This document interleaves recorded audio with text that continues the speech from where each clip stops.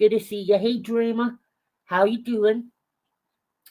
So I don't know how many of you saw it, but I was listening to Darling Nikki. Hey, Cheryl, honey. How are you? Oh, good, Miss Brazzy. I'm glad to hear it.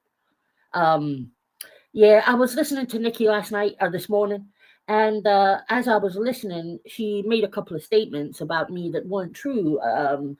About me that I was on toxicity. I was in toxicity of social media's chat, which I have never been. And what was the other thing? Oh, that Amy had been messaging me, telling me stuff about Nikki, which Amy has never done. Hey, London girl, how are you, honey? So I put that in the chat anyway, and Robbie was on panel with her at the time, by the way, but that was incidental to me because, well, Robbie's incidental to me, and but anyway, the two of them said, come up," and I wasn't going to go up, but then Robbie said uh, something about me phoning Marie 21's dad, and that pissed me off, right? It pissed me off because Robbie has phoned more parents than a grade school teacher. Right? He phones parents, he phones people's work, he phones people's kids, he phones fucking everybody. You know, I mean, he should work for BT. BT is a British telephone company for my American friends. Hey, Iva, how are you, beautiful? Good to see ya. I heard you getting a little bit of Robbie last night. That must have upset you terribly. I bet you were crying all night long. He really believes that he's important to somebody. It's certainly not important to anybody I know. But so I went up on panel, and it really turned into an utter shit show because he just went into his usual self, you know, fat ass, and you're gonna die of a heart attack, and oh, lovely, lovely stuff. But he said a lot of shit that wasn't true about me making thousands from my wedding fund, and me making thousands from St. Jude, and all this bullshit. He's just a fucking liar. But I gotta say that you know, this is why I know I shouldn't go on panels. But he, I'm angry at myself because I went to his level, right? I shouted at him being like on the drugs, and I said, well, you know, you're gonna die of an overdose before you are from eating cheeseburgers, and other things like that. And I shouldn't have done that. That's not me at all, right? I just, you know, it's that old saying, isn't it, that you fight fire with fire. But I regret it, and I apologize to anybody that it upset or offended. I don't apologize to Robbie because there's nothing I could possibly think of to say that would be worse than the things that that fucker has said to people, right?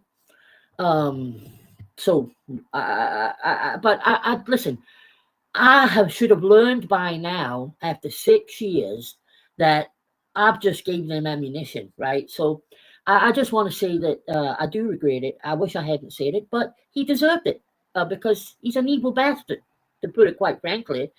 Now, another thing I want to touch on is the thing with about Marie 21 and the time I phoned her dad. Now, I phoned her father the first time 5 years ago.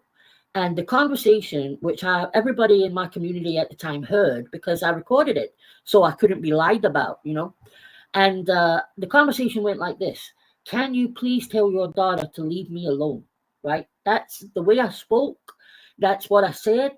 And well, he didn't clearly. But what I'll say is that I was saying that 5 years ago, right? And you guys have all seen it still continue. Now, what I'm going to say, I keep saying that, just say it, CJ, for the love of God. I wish I hadn't phoned her dad. I regret phoning her dad.